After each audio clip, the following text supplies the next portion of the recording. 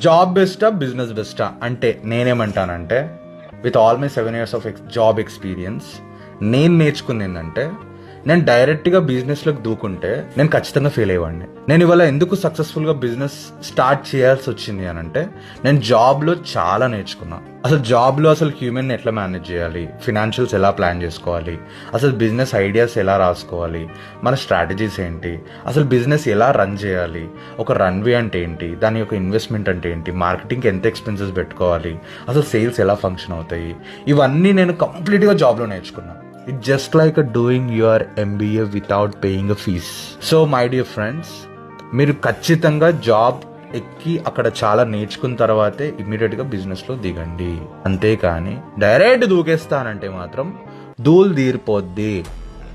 You getting my point? All the best.